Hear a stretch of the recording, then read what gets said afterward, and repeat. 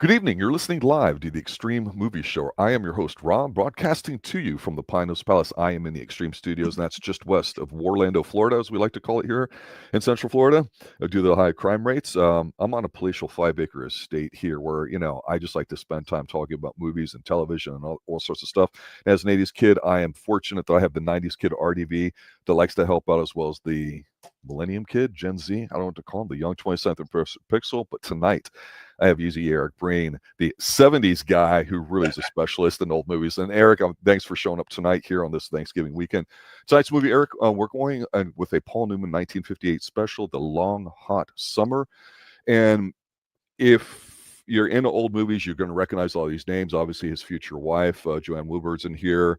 Lee Remick, who's the lady in pink in here, is what I'm going to say. Orson Welles is the patriarch of this film. You've got that dude that was in Bionic Man, Richard Anderson, I think is his name. Yes. And Angela Lansbury, let's not forget her, and Tony Franciosa, or whatever the hell his name is, who I remember from a Dario Argento film from back in the day. I'm like, oh, it's that guy. I remember him. And I know he was named back there. So star-studded cast. It's a Southern Gothic. And Eric, when you think of Southern Gothic, what comes to mind? Cat on a Hot Tin Roof. Exactly, right? So somehow in the 50s, there's this idea, this push of what this idea of Southern Gothic is, and this movie's based off William Faulkner, a bunch of his stories.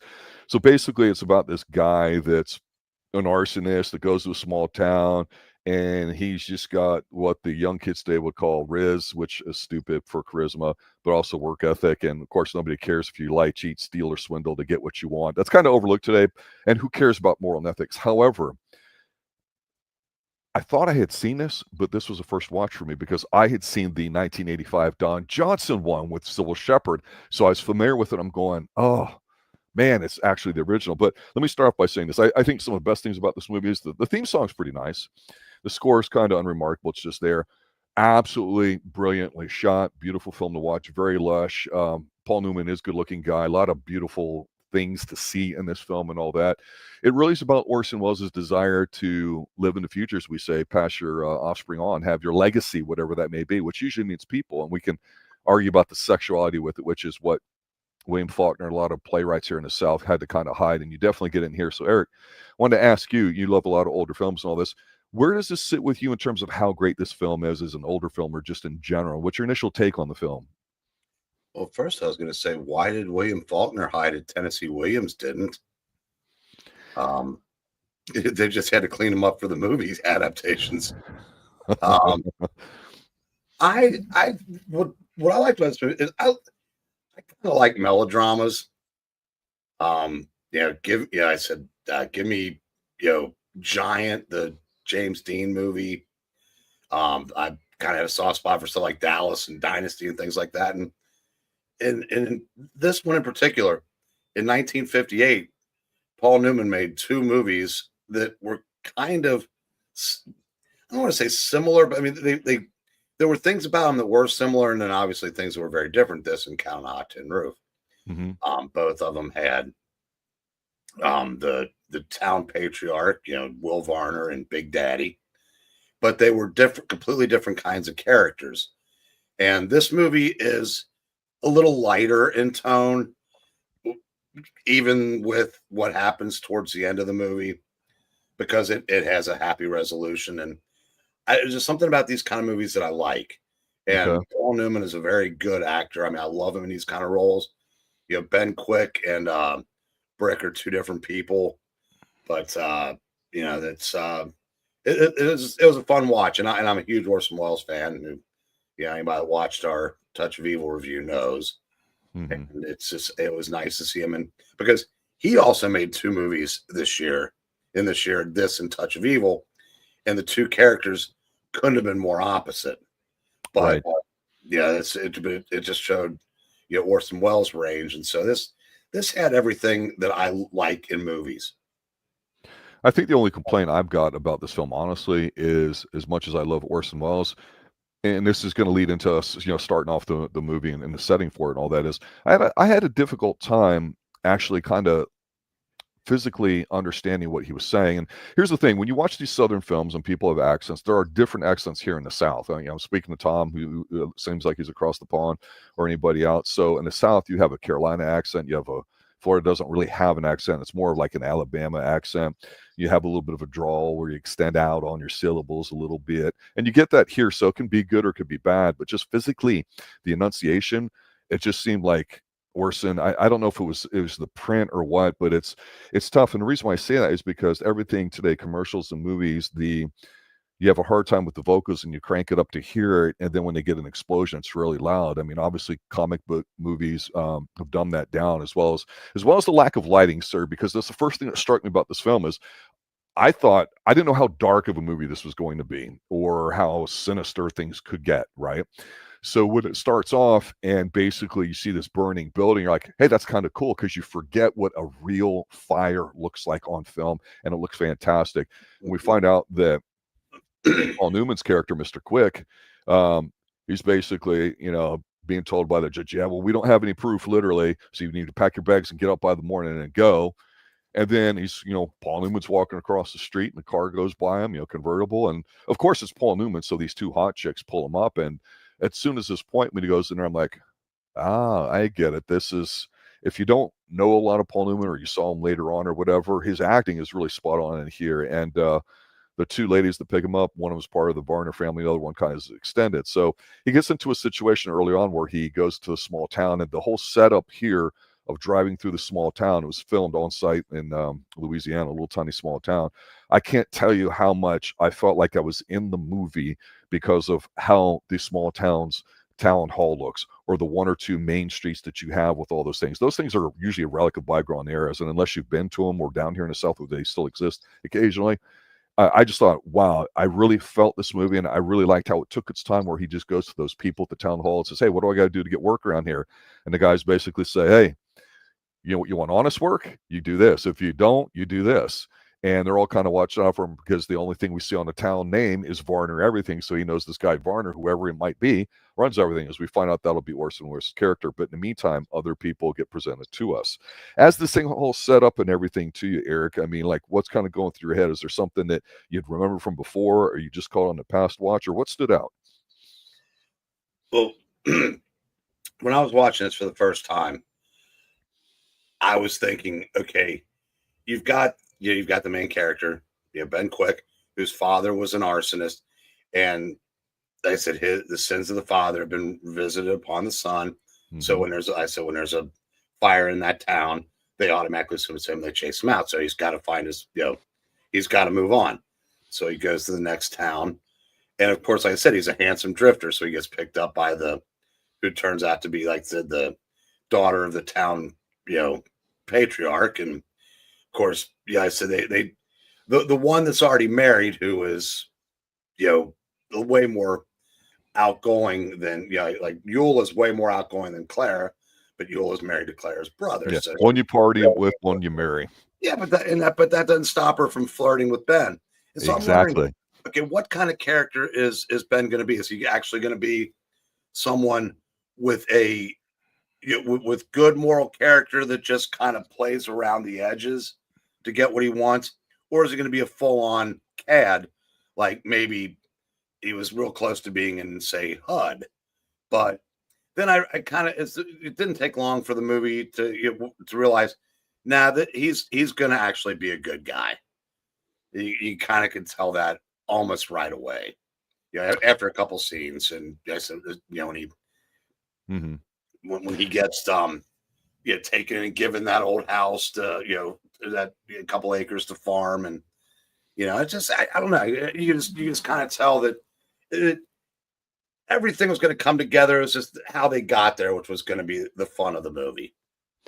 Yeah, one of the things I thought of here at the beginning with the whole thing about the arson family and sins of the father sort of stuff, it's a very family-centric movie, but definitely it's based off of the patriarch, and so I didn't think too much of it, because I thought, wait a minute, what if he lit the fire? What if he really did do it and he's a bad guy? So I was watching him going, to your point, what kind of choices is he going to make? So I found a little bit hard at first for me to anchor with him, but then as I met all these other characters that we would come to see throughout the whole film, I said, well, you know, whether I like him or not, I have to kind of look through his lens, because all these other people are pretty despicable in their own way, but they're human and they have their flaws.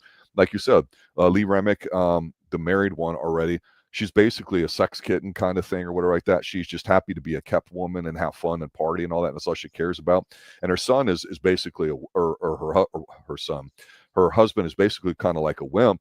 So you get it. They just like to have fun. They're a young married couple that do stuff, and they enjoy mommy and daddy's money, or I should say daddy's money, right? So we get it. We see people like that all the time. That's understandable. And she doesn't come off as being, I think, like, you know, ugly, or she's flirting with the guy, but I really didn't feel like she definitely would go ahead and sleep with Paul Newman. No. I say that, but of course I could believe it if it were to happen. And then of course the lady driving the car is got a man friend of hers that's supposed to be her steady, because all girls have a man in their life, whether it's just a man in their life currently till they meet the right one, which is what supposedly happens here. I gotta ask you point blank, did you think her quote unquote boyfriend was really boyfriend, or was he just gay, or was he gay? Because he's a mama's boy. When he's sitting there at the beginning, we meet him and they're laying out there, and their conversation basically alludes that they haven't had sex. And then, you know, later on she's like, you know, hey, for years I've been thinking of it and been thinking pretty, you know, whatever like that, and I wish blah blah blah. She's doing that when she's testing him, because she's feeling the call of wild, the urge with this other guy that's very passionate. So I didn't know if that was something that, obviously that was frowned upon in movies and presenting it, but I can't tell if they were intentionally trying to make him considered to be homosexual or not. But when he said he just wanted to help her, I thought, man, that's the biggest gay or I'm not interested vibes a guy could give somebody. And you're with somebody 5 years. It's got to be kind of like a cover. Did that even register for you at all? It's okay. To answer your question, yes, to both, because as the movie, as it went on, it became fairly obvious, because at the time that was as far as they could take something like that. Yeah. And then, you know, Richard Anderson admitted later that he was playing a gay character. Oh, okay. It just wasn't, you know, you just couldn't come right out and say it. But what I say, getting back to when we're talking about the setup of the movie, when I was watching this, I got the feeling that the plot of this, basically the gist of this movie was, here you had all these people that were fixed for money, nothing, no real worries, but they had all just settled. Whether it was, you know, I always forget Tony Franciosa's character's name.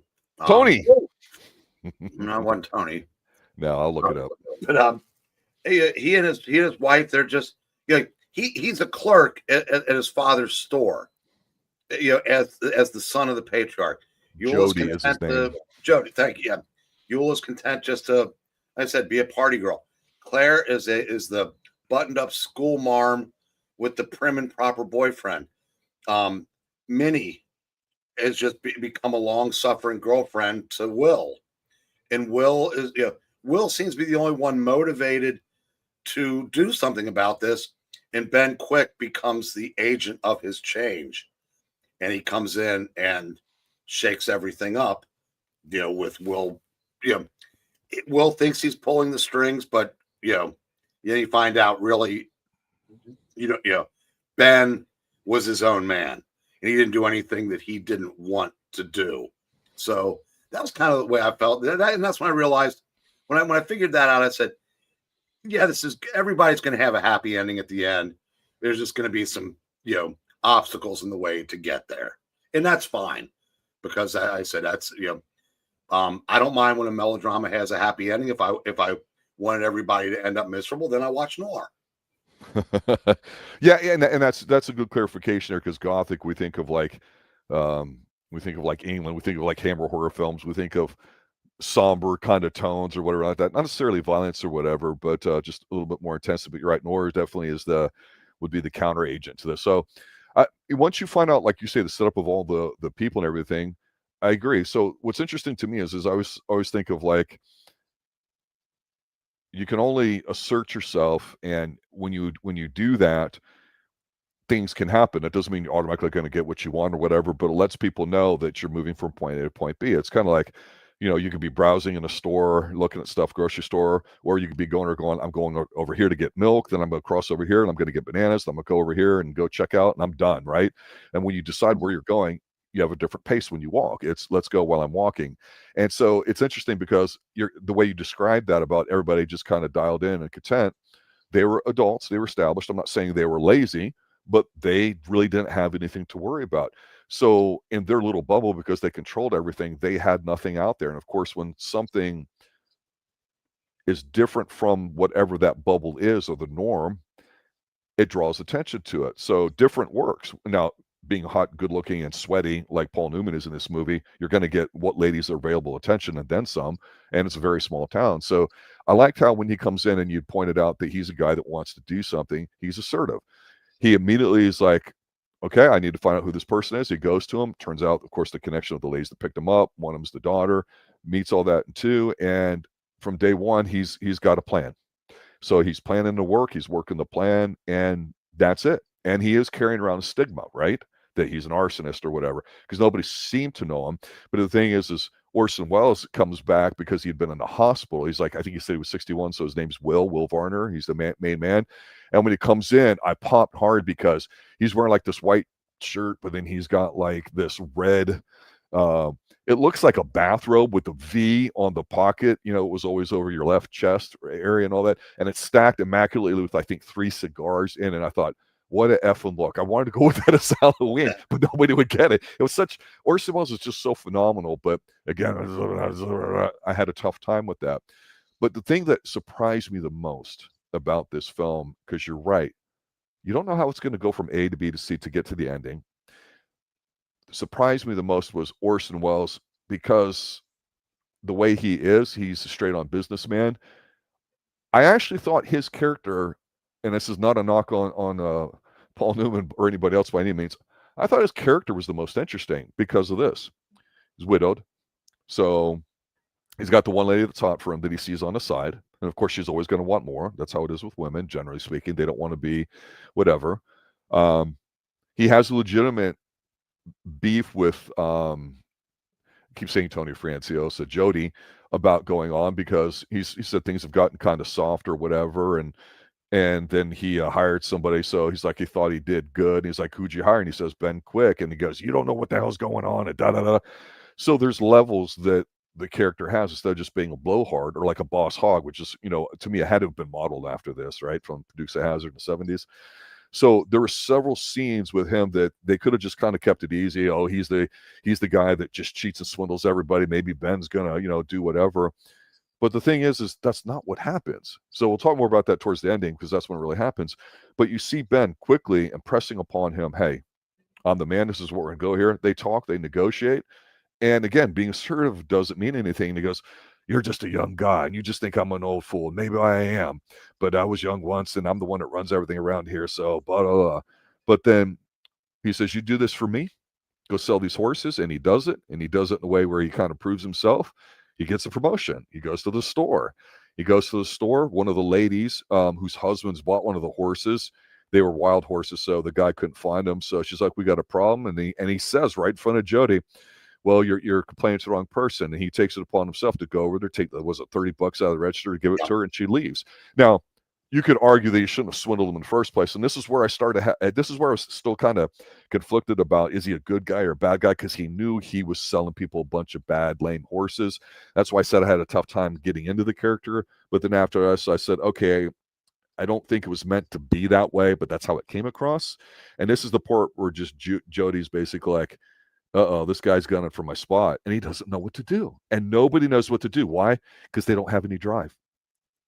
Yeah, you're right. You're right. When he sold the horses, again, getting from point A to whatever point was the end, you knew that even though he wasn't an arsonist, he did have a shady side. So he was fine doing that because you have to evolve as a character for the end to mean something. So right. I don't know that he necessarily felt guilty about what he did, but he grew as the movie progressed because the more he ingratiated himself into the family, the more I think he developed a respect for Will. And obviously he was in love with Will's daughter, so that made that an easy sell. And so I said that was just, it's kind of like classic storytelling. You do something maybe not so good, and then you kind of go on from there. And you get see, but because I said almost immediately after that, he refunds the lady's money. A true cad would not have done that. So you could see him. You could see him evolving as a character from maybe the guy that maybe it thought he was just going to go through life. I don't want to say being a con man, although that is how he's described in the movie. But he, I said, the more the movie went on, the more he kind of did the right thing versus the expedient thing, maybe. Oh, sure. And I think if you go back and you look at the scene where the two women pick him up, the one's flirty with him and all that. But at the end of the day, I mean, you and I barely remember it, but I know you remember it. There's a time here in the United States where people hitchhiked all the time and wasn't a big deal. I mean, and now, of course, nobody would even probably think of it. But back then, you could see where they're just trying to have some fun going into town. They're not going very fast. It's, older cars and stuff like that. And it's a beautiful summer day, and they're beautiful women, and you're in the prime of your life. What's not to be happy or positive about it too, right? I mean, he doesn't look like a creepy or anything. And trust me, there are other Southern Gothics where the guy is a creep. We'll get into those later. But to me, that scene where the two women pick him up is very telling, because this is one thing about Paul. I always thought he was good looking. I didn't know how good of an actor he was, even though I loved, my first exposure to him was Color of Money. And I'd seen other movies, but that really hit me, really hard on the head, and went, wow, this guy's really good in the 60s. So seeing him here for the first time, the way he's looking at both women, you can tell as a man watching, and the woman, I don't know that necessarily picked this up, that he knows exactly what he's got in this car. He's got the one that would be fun with, and I mentioned this at the beginning, and the one that might be the smart one, the catch, as it were. Because, men go out with a certain kind of women, but they marry a different kind, and that's just the way it is, and that's really not going to change. So I kind of looked at it as this is the classic old school tale of you got to be the best version of yourself as a man to have the best possible chance at what you think is the best prize. And nobody's perfect, but she's the school teacher. She works really, really hard. She's very proper.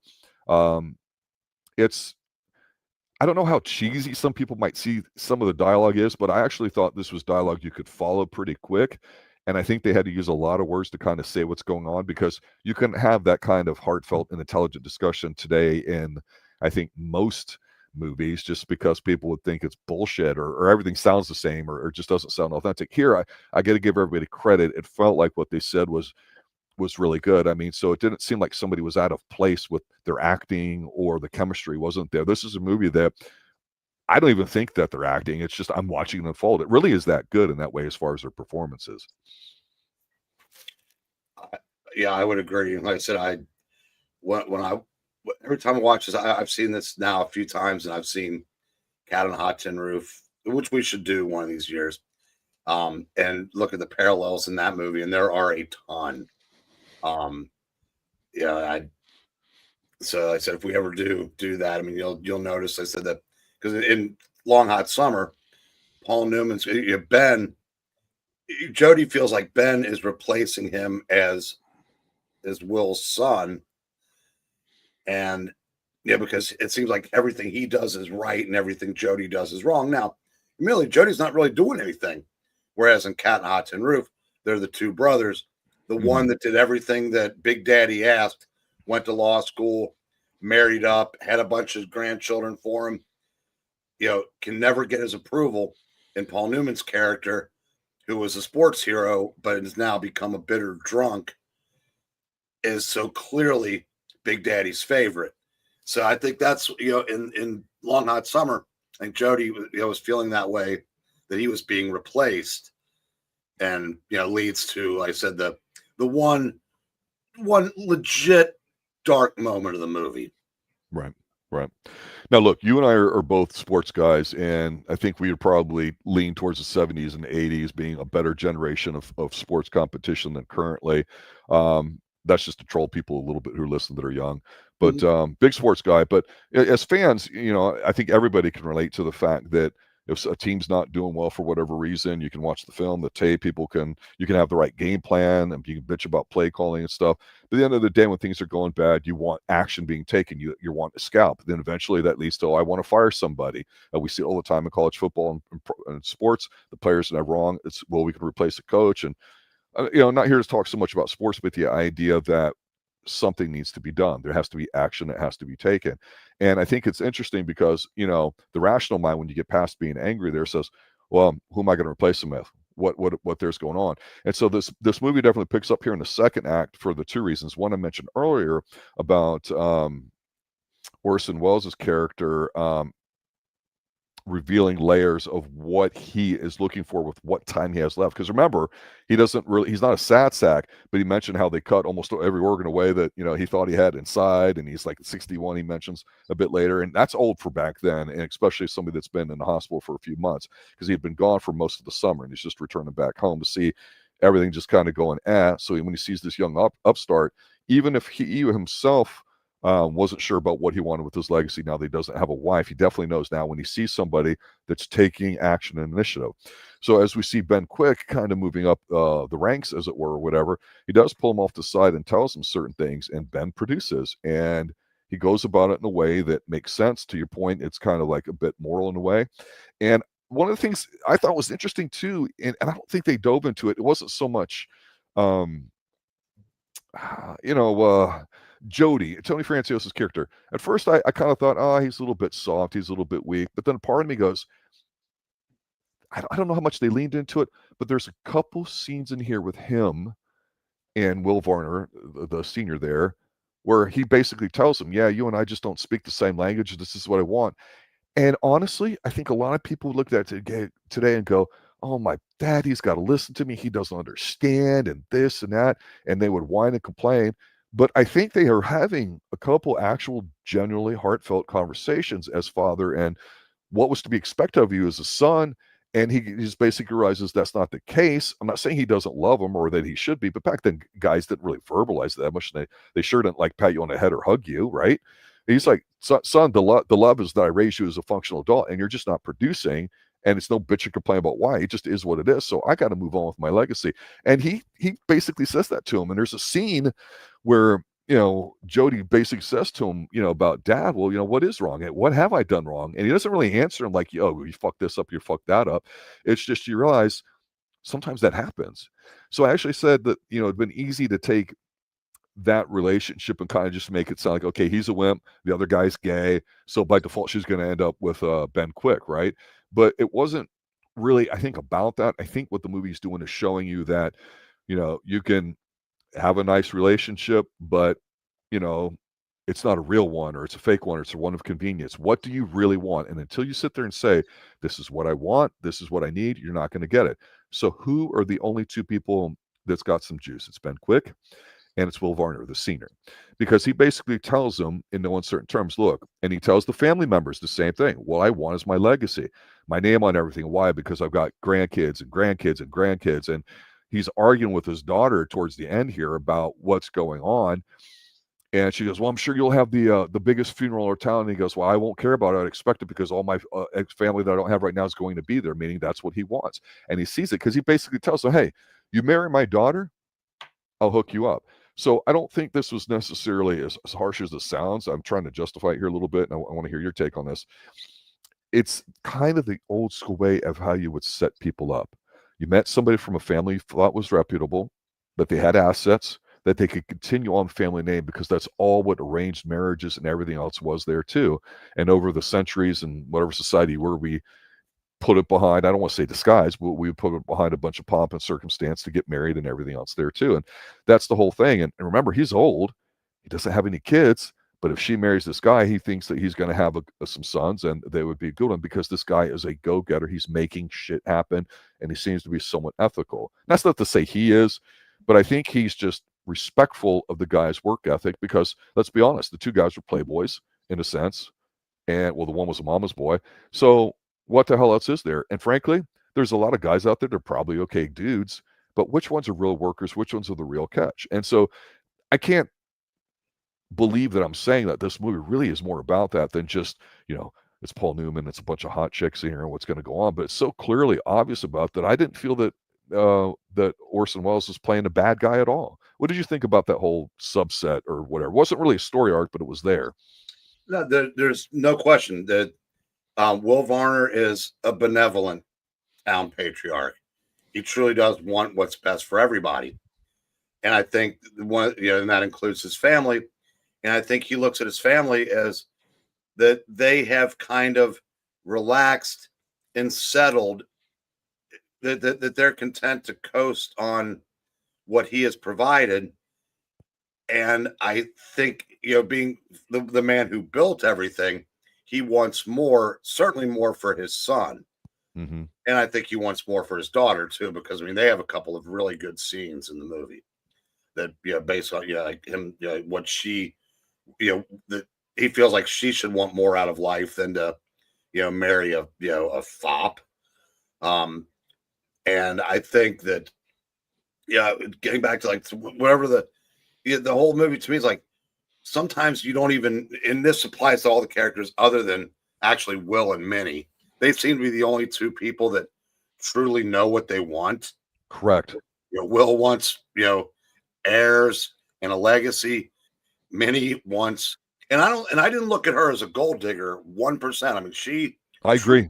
Will, and she wanted, but she wasn't getting any younger. He certainly wasn't, and they clearly loved each other. I love that scene where he goes, "Well, would you settle for a ring?" Yep. And sometimes you don't know what you want until someone throws a wrench into the works, and Paul Newman is that wrench. And eventually, everybody realizes that they do want more, except for Alan. That's the Richard Anderson character. Mm-hmm. But so I said that's one of the things I liked about this movie is that Orson Welles is a good guy in the movie. And especially I said the other movie you saw him in that year is Hank Quinlan. Not so much. The only thing they had in common was they were both kind of difficult to understand. Yeah, I think that it's that age-old tale of your parents have standards and they can't possibly understand what it's like to live in the new modern world and how things are different. And well, you just don't know because you're old and all that. And it's like, no, it's a human nature thing, which is always there, no matter where you're at and what your culture you're from and all that too. So that's one of the things about these themes that I do like. I've always commented when we've done horror movies and referenced Stephen King that he did the small town thing a certain way where everybody's got like a negative thing and all that, and was always anti-government, and it goes back to the early 70s. And no matter what you think of Stephen King, good or bad or whatever, the guy really fleshed people out that made it seem like you were living in a small town, because that's what he knew. And the Southern Gothic has its own feel to it, because again, this movie, when you're watching, it's absolutely stunning. It's quite gorgeous. They filmed it naturally, so the sweat's natural. Yeah, there's some backlit stuff or whatever. But I tell you, I think my favorite scene, followed by, and I don't know, scene, with the ending here, is that the only other person that's actually got any juice to him, of course, is Orson Welles. And you mentioned that he knows what he wants. And Minnie, they like to say mistress, but it's not a mistress. It's just the lady that he's seen on the side, and he's doing it discreetly.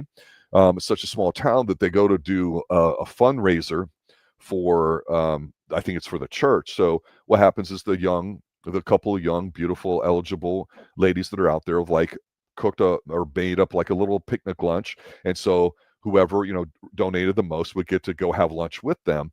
And so while they're sitting there, they're cutting between Ben basically bidding it up to, like, I think it was $50 instead of 10 or 11 to have lunch with her. And then with Minnie basically like having a few drinks, and he's like, "You're 5 beers into it," and da da da da. And she's basically saying, "This is what I want." So for a woman to be that direct with you, even though she's slightly under the influence, was a bit refreshing. Because the one thing about Angela Lansbury, I've always found as an actress, whether it was Murder, She Wrote in the 80s, which I was introduced to her, but this and other movies, somewhere she's a cold-hearted bitch. She's such a great actress, but there's this intensity in her eyes, this intelligence that not necessarily everybody has. Not that they look stupid, but there's an earnestness that's so believable to me that you can't like not be realizing that, man, she's really, really good. And so you're right, because we see their relationship evolve. But here's the thing: it's perfect human nature. she has the guts to sit there and say, hey, I want more than just what we have where you're sneaking around, seeing me where nobody else really knows on the sly. Not that things wrong with that, but they're being proper about their relationship. They're older. She spells out what she wants. And he's like, because now the frame of the relationship has changed, but he cannot address that fully until he gets his personal situation done. And she actually seems mature enough to understand that's what's going on. Not like, oh, well, you don't know what you missed. Goodbye now. I got all these other suitors, right? But she's also not, crying or whatever. It's sincere. And I don't think it's campy at all. And I like that because at the end here, the drama is basically that he basically puts her up to shit or get off the pot moment, as we like to say in a relationship. You can be going out, you can be whatever, but they're standing there, and this is beautiful little shot where he basically reads her the act and says, hey, look, you made this, blah, blah, blah, this is what's going on. And she's like, you don't understand, I want da da da. So they have that come to Jesus meeting between them, even though he had actually kissed her, at night, when she came by to visit. She was there because she was curious, she was interested. She wasn't sure, and that's all they did, and she left. So they've been kind of whatever. But then Richard Dean Anderson shows up, and he's like, everything okay, or I can walk you back or whatever. And this I thought was really powerful. He stands with her because she's like, oh, I just need a minute. She's standing there right there on the bridge on the water or whatever. And he's like, what's going on? Do you love me? That whole thing. And he's like, well, of course I do. And she's basically telling him, she doesn't say it 100%, but he's like most guys dense, he can't figure it out. She's basically going, shit, I got to make a decision here. My gut tells me I need to go with the stranger, but it's dangerous and I don't know.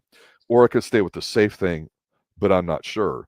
And he says, would you help me or whatever it was? And he goes, well, yeah, I would try to, or something like that. He's not basically looking at her like Paul Newman just did with his soul and basically putting everything out there in the open and risking everything, humiliation and all that, by saying, you know what? I want you so bad. I've been waiting for 5 years. I can't wait to put that ring on your finger, take you home and have 20 babies. And we're going to do that right now. That's what she was looking for. And that was her test of him basically saying, yeah, you failed. I see where things are at. And so that always happens in relationships, and we don't see that anymore. And I just thought it was a really powerful scene before the dangerous ending with the gun and the fire and all that too. Did that make you think anything? You want to comment on that? Well, okay. Well, first thing, from the corrections department, Richard Dean Anderson was MacGyver, sir. I keep saying that. You're right. Damn it. It's not that Canadian guy. I promise. All right. No, yeah. Oscar Goldman is the one we're working with. Oscar Goldman. Thank you so much. Yeah. And not the bionic eye and that old little toy you could get. Remember that? And the Strangler in the second Kolchak movie. Yes. No. I just derailed my train of thought. Yeah. Well, let's not forget one of the funniest scenes in the movie, when Will goes to Alan's place to basically tell him what his dowry is going to be. He runs into, I said, the overbearing mom. And, when he goes, I said, no such thing, sir. And just one swipe of the hand just takes out the table. That was awesome. No, that's great, because he realizes the conversation he had the night before with his daughter, he thought it was going to be fulfilled. He didn't realize it was going to be with Ben or whatever, right? And so the other guys basically tell him, I'm not the right one for her, blah, blah, blah, and all that. That's phenomenal by Orson Welles. Absolutely. The glass breaks and he stands up. Sign that man up. But yeah, as far as yet, now I will say, if there's any chink in the armor of this movie and what separates, what takes it from being, what keeps it from being a great movie, and to me just makes it a very good movie, is it was the resolution of when Jody when he locks Will in the barn and sets it on fire. If you need any proof that Will was a good man, he goes, at least let the horses go. Yes. Great line. But then when he changes his mind and lets him out, all is forgiven. And it was the right thing for the context of the movie. But maybe it just kind of felt, well, that's awfully forgiving. I mean, your son did just try to kill you.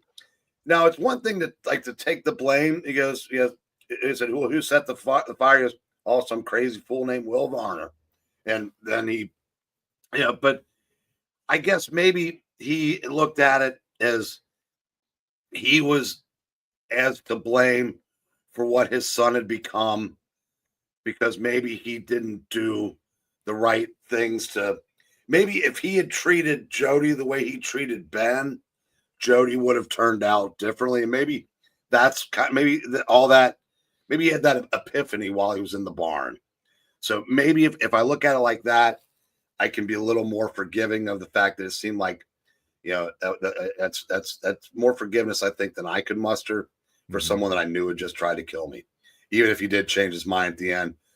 But again, I guess that was the father and son coming together. And regardless of how he felt about Ben, he loves his son. His son is going to come first, even if it didn't feel like that throughout the movie. So I guess that's how we were supposed to take that.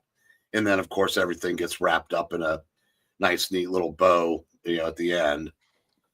Yeah, I call bullshit on some of this too, because the whole reason why you're talking about it is very pertinent, because that was the biggest issue I had.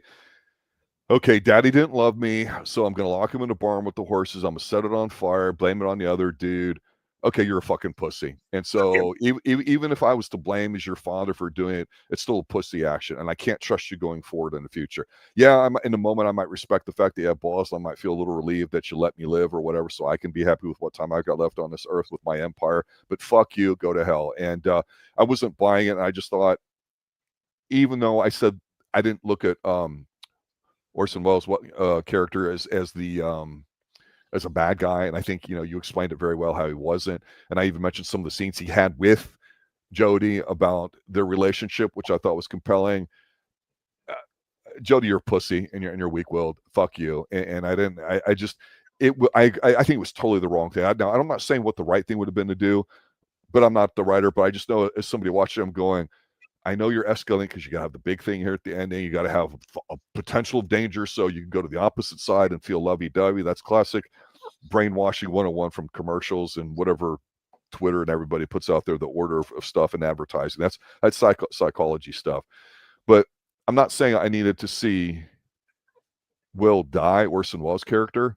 But let's say he did and something happened or whatever, and whether Ben was the hero or not, maybe then, or he would decide whether or not he was going to stay in that town, because he was basically ready to pack his shit and leave, because he gave the woman the ultimatum. And ultimatums don't get what you want. It's not a manipulation technique. It's like I say, putting yourself out there. And so everyone's having this come to Jesus meeting about it. And then after that, I kind of forgive you. I was like, are you fucking kidding me?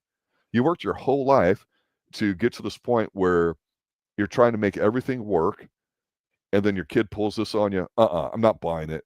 Orson Welles, I love you.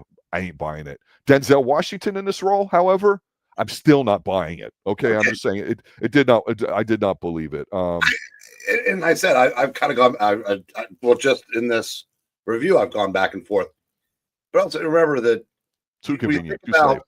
When you think about what Ben did to Jody with the conning him with the coins, and pushing off that property on him, and he's out there trying to dig for more coins. Yeah. It said it was like Jody's everything about him had been basically stripped away in his mind. And I'm guessing if I'm going to give the Will Varner character an out, it's that maybe Will felt that some of what Will did or didn't do has led to his son being the man, or lack thereof, that he's turned into. And maybe he figures, I better be if I use the right psychology, I may get my son back, and not only that, get a better version of him. Because if Jody and Ben become friends and say allies, then Jody can learn from Ben and get the best out of the father and Ben, and finally be the son that Will wants him to be. Mm-hmm.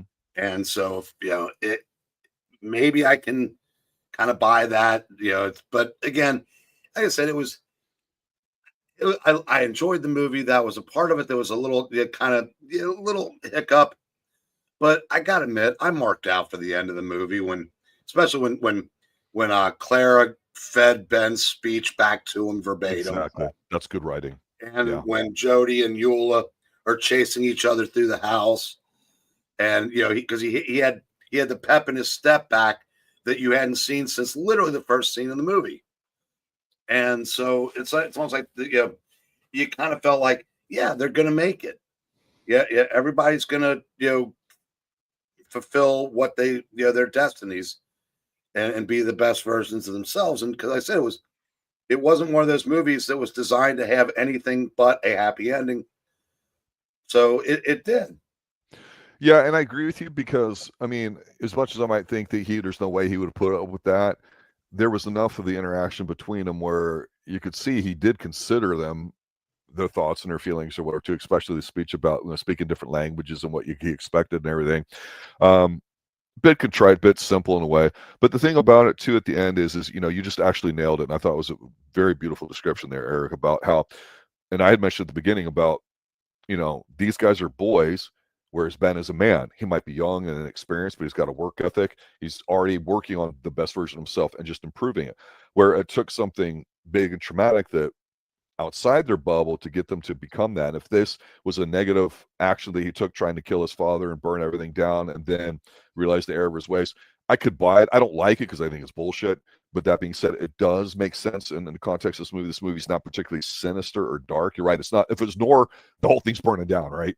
But at the end here, it's absolutely true. We see both men in their relationships, even Anderson, character, the homosexual, he realizes he's not the right one, so he's out of the life, right? But then, everyone else seems to be where they need to be after having gone through this. So that's why it's always interesting, because when you look at Ben Quick, the character, that's the center of all this, he's what I like to call like a change agent. He's the guy that comes in there and it's a callous for things happen. It's not a shit stir, that's different. But things happen when you start. It's incredible to do that. Now, we don't normally see a lot of films where people all have a common goal in mind and know where their role is on the pecking order among men, which is what always happens. So things fall into place. We can appreciate that from the male perspective, but from the family dynamic, I think women could probably look at this a certain way and go, this makes sense or that, especially to your point, which feeds the back to him at the end. That immediately popped in my head and went, that's what I've been waiting for you, because I am trying to understand why a young, beautiful woman, a spinster at the ripe old age of 22 or whatever she was there, why you haven't gotten down. And it's like everything else. It's fair. You don't want to feel like you're settling. You want the best. And as corny as it sounded when she was giving a speech, I thought was really believable. I think it was one of her best pieces of acting where she goes, well, I've just got a lot of things saved for the right person, and I just don't want to spread them all out there. I can cook, I can clean, I'm educated, I this. She goes on and on and on about all the things that make her a catch. And I'm like, it's not what she's saying. It's the fact that she's sincere about it, and what she's saying has a lot of value. Like, like I say, to me, after the end of this movie and the happy resolution, it really is about the Orson Welles character as a man, him trying to do it, because Ben's doing the same thing. So it's all about, sins of the father. Well, maybe he started off with a family where his dad was an arsonist, because it turns out Ben did not light the place on fire. Jody recanted, basically said, yeah, I did. It was an accident. Oops. But the town was going to chase them all out, so they escalated. So you're right. Very convenient ending, happy ending. Don't have a problem with it. I wish there was a little bit more of the gothic to it, but I tend to go more in that kind of area and all that. But that being said, overall, this film, absolutely beautiful to watch. I love the natural lighting, the shadows, the sweat, the old flowers, the azaleas, everything that you always see down here in the South, the oak trees with the moss hanging on them. I see that everywhere today, even still. It feels that's romantic. Romantic means, old school kind of thing. It doesn't mean lovey-dovey romantic. But I thought it was a very proper movie that deals with what you go through as you're becoming a man. Are you going to be a kept man, which the Anderson character was? Are you going to be kind of soft, which Jody was? Are you going to be a go-getter, which Ben is, and have to prove yourself? Ben had to work his ass off just to get to this point and deal with a bunch of bullshit. But was the prize worth it? For him, it was, because he really got probably the best character. Not that the other women are bad, but the last little bit there with Orson Welles there at the end, and Minnie and all that, where she's like, well, I ordered the cake and I did this and I did that, blah, blah. He's like, you need to send that back, and blah, blah, blah. And he's putting his foot down. And like, to your point, you said it already. Would you just settle for a ring? And she just looks at him like, okay, that was kind of lovey-dovey. That was kind of cute, right? I mean, it was kind of wholesome that way. And I wasn't expecting that. But I'm glad we got it, because it's one of the things that one of our teammates here on the Extreme Movie Show, RDV, always likes to mention, and I never really thought about it. But there's not a lot of positive movies, especially ones that celebrate the father and the family, or just the family unit in itself. And this one definitely does, regardless of all the stuff that goes on to get to that point. So, excellent movie to me. Yeah, I'm going to say one more thing about you, and then we'll put this dead horse to bed. The Jody, one of the things that the way Jody reacted to maybe get him to the point to where he would lock his father in a barn. You look at the difference between Jody and Ben, and we've both said it. Ben had to work his ass off to get anything in life. Jody had everything handed to him. So when things stopped going his way, when the threat came in, took his position, then embarrassed him, he lashed out. Remember, not only did he set the barn on fire, he was going to kill Ben. He had the gun pointed on him. He reacted in a petulant manner. He had that bloodlust. And that's what, and it's almost like when the barn burning and letting him out was like the fever breaking in Jody. And you realize it was going to be a totally new man from that point forward. Well, that's what it's about fire. It cleanses everything, right? Yeah, so there's a little symbolism there, but yeah, burn it down. What's that? Burn it down. Burn it all down. Well, I said I thoroughly enjoyed that movie. I said it's I think it's trails Cat on a Hot Tin Roof a little bit. And I always put the two together because they're definitely similar in I don't know, like cinematography. They're both filmed in southern cities. Both have the town matriarch revolves around a family. And so, I mean, there's a lot of comparisons there. One was Faulkner, one was Tennessee Williams, and both have some really, really great character moments. Yes. But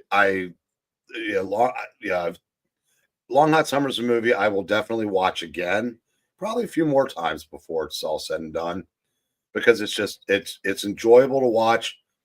Really good actors like Paul Newman and Orson Welles, and Joanne Woodward, to name three. Well, Lee Remick. I mean, if you've ever seen The Day of Wine and Roses, where she and Jack Lemmon play the alcoholic couple, she had the chops. I mean, there's some really good performances in this movie.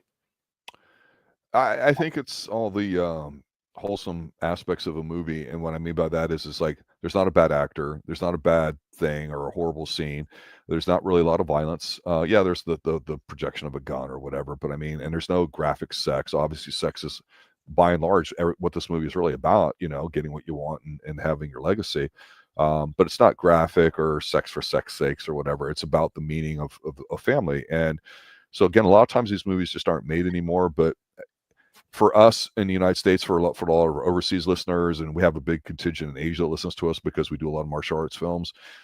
Just want to say that that these types of movies were based off of American writers that we would have to read in high school and plays and such like that, and so that's why they were a great subject matter for movies, especially going back. And we're going back 2 generations here too, but these kind of universal themes are constant. So that's one of the things I appreciate about some of these older movies, is that if you have a newer movie that deals with something the same way, maybe you can redress up again, but the universality of looking at something as an adult about being a kept man or being somebody that's got a work ethic and all that, I like that human aspect to it, because that as a character in of itself doesn't really get involved in, or if so, it's just about one particular thing. It's about how much this person was an alcoholic or how much this person was a genius or whatever. And, when you have all these dynamics going on and how it fits into it, that's a bit more tricky and complicated, but the simplicity that this movie seems to evolve and you watch and does not confuse you, I think is a testament to how well it's been shot, directed.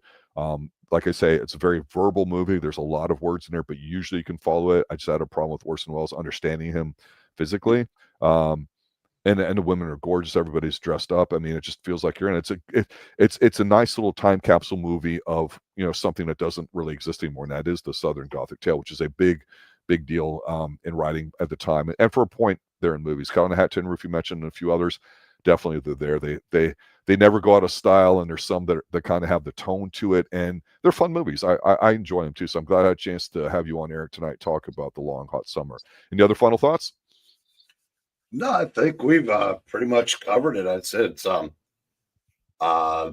do want to do Count on Hot Tin Roof to go over the similarities between the two movies, and I'll as a teaser, I'll say as great as Orson Welles is in this, Burl Ives is better in Count on Hot Tin Roof. Yes, ladies and gentlemen, that Burl Ives. We'll leave Yeah. it there. Well, then you think, okay, then try like look at Minnie Littlejohn and go, hey, you're attracted to Murder, She Wrote lady. Angela Lansbury is a hill I will die on. No, she's always stuck out to me or whatever. Some people mature and seem like they get older and slow, and I just think she carries a good energy. Orson, just one of the most talented guys ever in Hollywood, period, on screen, acting, writing, directing, just period. So we'll talk more about that later and get a chance to get that out here. So obviously, I want to thank RDV for showing up tonight. I know it's the holiday weekend. Everyone's been running around. We've got an atypical schedule going up. Eric, I want to, of course, personally thank you for showing up. I enjoy our chats together, as few and far between as they are. They always go by so quick. And, of course, Tom Baker for letting us know about the Don Siegel films, which we have done many of. The Dirty Harry sequences, we've done all those, Tom. If you check out our backlog that we've got them there. I'll check out Sam Fuller and some other ones there, too. But just a little dip into the Americana, which we do here on Extreme Movie Show. Ladies and gentlemen, thanks for watching. Thanks for listening. Thanks for letting everybody know we exist, retweeting. If you got any particular movies you'd like us to actually tackle, let us know. Leave a comment down below. Thank you and good night. Good night, kids.